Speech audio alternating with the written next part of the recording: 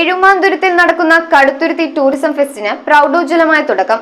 Kaduthuruthy panchayat president NB Smitha പതാക ഉയർത്തിയതോടെയാണ് ഫെസ്റ്റിന് തുടക്കം കുറിച്ചത്.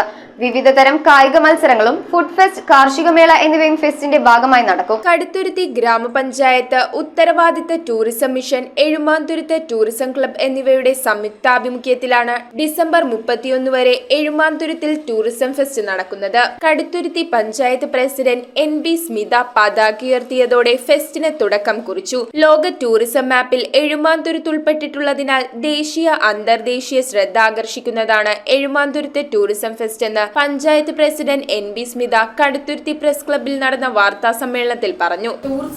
ലോക ടൂറിസം മാപ്പിൽ തന്നെ വളരെ ശ്രദ്ധേയമായിക്കൊണ്ട് ഒരു ശ്രദ്ധ ആകർഷിച്ചിരിക്കുന്ന ഒരു പ്രദേശമാണ് എഴുമാന്തുരുത്ത്.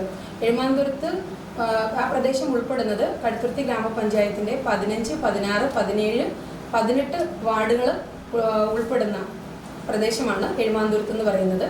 ആ ഒരു പ്രദേശത്തിന്റെ പ്രത്യേകത എന്ന് പറയുന്നത് നമുക്ക് ബാക്ക് വാട്ടേഴ്സ് അവിടെയുണ്ട്. വെള്ളമാണ് എല്ലാ ആളുകളെയും എപ്പോഴും വീണ്ടും വീണ്ടും വരാനായിട്ട് ആകർഷിക്കുന്ന വെള്ളം, വള്ളം, ബോട്ടിങ്, ഇതാണ് നമ്മളുടെ ഒരു ഹൈലൈറ്റ് എന്ന് പറയുന്നത്. അതേപോലെ തന്നെ പച്ച വിരിച്ച് നിൽക്കുന്ന നമ്മുടെ നെൽപ്പാടങ്ങൾ, നമുക്ക് 800 ഏക്കറിൽ കൂടുതൽ നെൽപ്പാടമുള്ള ഒരു പ്രദേശമാണ്.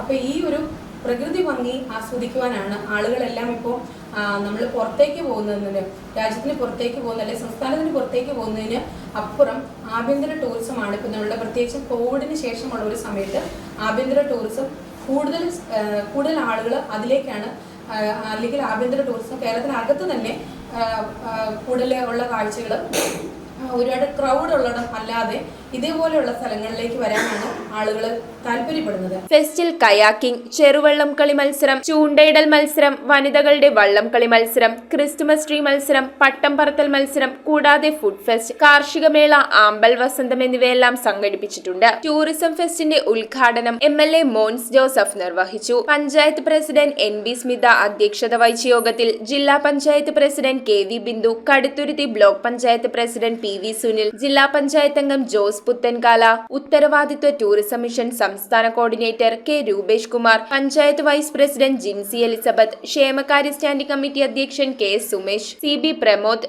നോബി മുണ്ടയ്ക്കൻ തുടങ്ങിയവർ സംസാരിച്ചു. തുടർന്ന് വിവിധ കലാകായിക മത്സരങ്ങളും നടന്നു. Panchayat vice president Jincy Elizabeth, panchayat അംഗങ്ങളായ K Sumesh, Noby Mundackan, CB Pramod, panchayat secretary PT Joseph, Prashanth Ezhumanthuruth തുടങ്ങിയവരും വാർത്താ സമ്മേളനത്തിൽ പങ്കെടുത്തു.